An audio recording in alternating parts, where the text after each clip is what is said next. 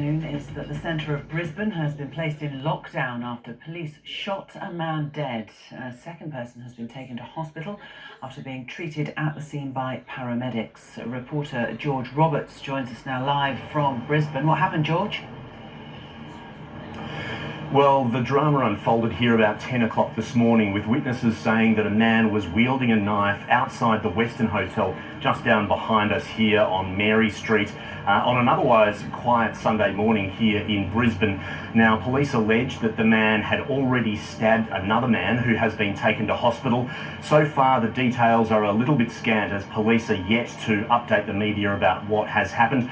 But witnesses have told the ABC what they saw, and they've described it as a shocking scene as gunshots rang out, and police ultimately shot the man dead. I was coming back through the alley. I heard the shots, and me and about 20 others that were in the alley, we started running because we didn't know who was behind the gun. So we moved pretty quickly when we heard the shots, and there was a lot of them. We just heard the gunshots and we were on the balcony, and as soon as we ran out to the balcony, he was on the ground. And yeah, the cops literally within 30 seconds were there. It was crazy. Police car shooting down this road, and suddenly like 2 cops came out of it and they start shooting a guy. At least I think 10 shots fired, and then I've seen that one of the cops gets the knife on the side, and then a dead man on the road. George, do you know anything about the people who've been injured in this? We do know that one man has been stabbed and has been taken to hospital, but we don't know any more details than that at the moment. Given this is a police shooting, so police have shot a man dead, that's police media have confirmed that.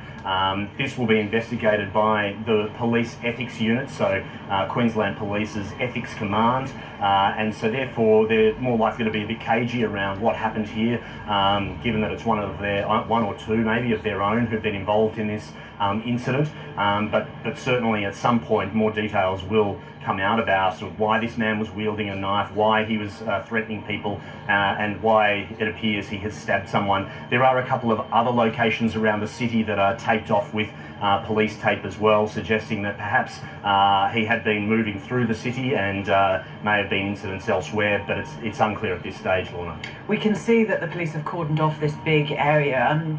Describe it for us. Is it a particularly busy area of the centre of Brisbane?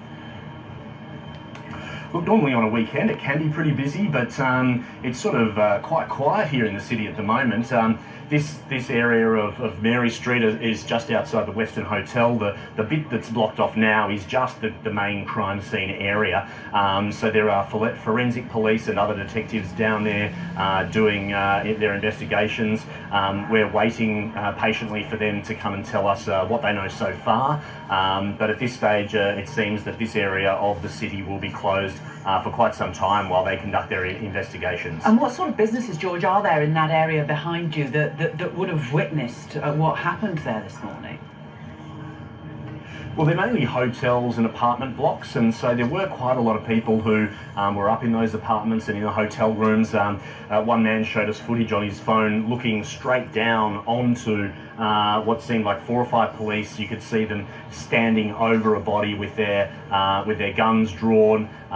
It's quite an incredible scene to see that, and so many people have witnessed that from above and also on the street level as well, because it is a fairly busy part of the city on a weekend, being the middle of the CBD. So quite a lot of people were around, heard the gunshots at least, and many people saw what was going on as it unfolded. Have the witnesses said to you that anything was being shouted or any reason given, any motivation that there appeared to be behind this attack? No, we haven't heard any particular words or phrases, and it seems that he's only, at this point, from what police are telling us, he has stabbed one person, but threatened others. But we haven't heard whether there was anything personal or whether it was some kind of rampage or spree. But we just don't know those details at this stage. Certainly, there's been nothing to indicate that he was yelling anything to do with a motive. So we'll have to speak to more witnesses and see what we can find out. Yeah, and George, as you mentioned, you're hoping for a police update at some stage. Have they given an indication that there might be one?